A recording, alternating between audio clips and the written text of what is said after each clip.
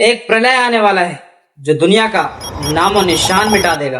पहले तो 17 मिलियन लोग मारे गए और फिर 70 मिलियन लोग मारे गए।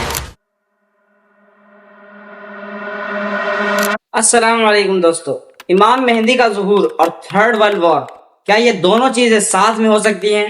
यस और नो?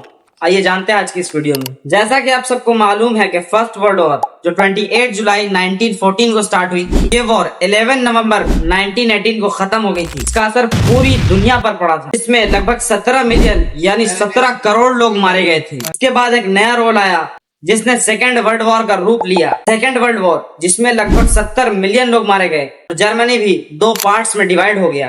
तो क्या लगता है कि थर्ड वर्ल्ड वॉर में इंसान बचेंगे भी या नहीं? चलते हैं अपने टॉपिक की तरफ कि इमाम मेहंदी आखिर कब आएंगे और जो थर्ड वर्ल्ड वॉर शुरू होगी वो भी मिडिल ईस्ट से शुरू होगी। कई लोगों को ये लगता है कि इमाम मेहंदी का ज़ुहूर सडनली होगा, यानी वो अचानक से आ जाएंगे। ऐसा नहीं है, ये एक प्रोसेस है जो ग्रेजुअली होगा। अब एक क्वेश्चन और कि इमाम मेहंदी आखिर है कौन? बहुत सारे लोगों को नहीं पता है, तो इसको भी एक्सप्लेन कर देते हैं। इमाम मेहंदी जिनका नाम मोहम्मद सल्लल्लाहु अलैहि वसल्लम के नाम पर होगा, मोहम्मद बिन अब्दुल्लाह, और वो आएंगे तो जमीन को इंसाफ से भर देंगे, लेकिन वो कोई नबी नहीं है। अब यहाँ पे एक और क्वेश्चन आता है कि इमाम मेहंदी का थर्ड वर्ल्ड वॉर से क्या कनेक्शन है? कई एनालिसिस और एक्सपर्ट्स का कहना है कि हम एक बहुत ही डेंजरस पॉइंट पे पहुंच गए हैं। एटॉमिक पावर के दरमियान तनाज़ात, इकोनॉमिक डिप्रेशन और ग्रोइंग फील्ड, ये सारी चीजें इस तरफ इशारा करती हैं कि थर्ड वर्ल्ड वॉर और इमाम मेहंदी आने वाले हैं। एक हदीस में आया है कि आखिरी जमाने में एक बहुत बड़ा फितना आएगा जिसमें सिर्फ और सिर्फ खून और खराबा होगा, और ये फितना हर घर तक पहुंचेगा और इस फितने में सारी कंट्रीज अपना अपना हिस्सा ले रही होंगी और उसी टाइम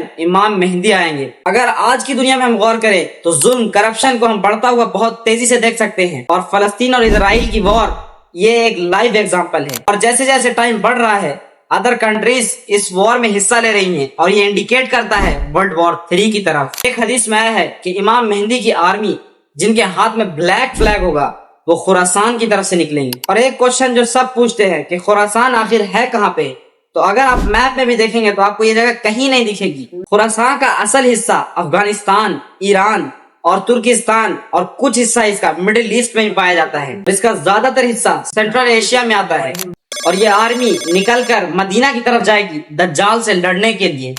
बहुत सारे इस्लामिक स्कॉलर्स ये कहते हैं कि ये आर्मी मलहमाए कुमरा होगी। मलहमाए कुमरा एक ग्लोबल वॉर होगी जिसमें बहुत सारी सुपर पावर्स इन्वॉल्व होंगी। तो एक तरह से third world war religious vision होगा।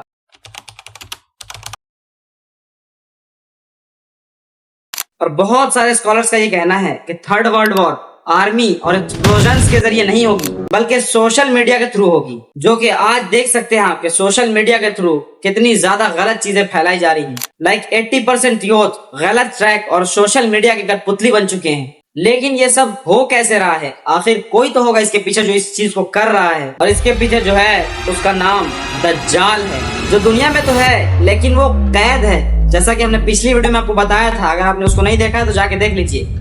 दज्जाल बहुत ज्यादा मजबूती से जकड़ा हुआ है, लेकिन वो ये सब कर कैसे रहा है? सवाल का जवाब ये है कि वो ये सब अपनी पावर्स को यूज करके कर रहा है। अब उसकी पावर्स क्या हैं? उसकी पावर्स हैं इल्यूमिनाटीज। अब इल्यूमिनाटी क्या है ये जानेंगे इंशाल्लाह नेक्स्ट वीडियो में।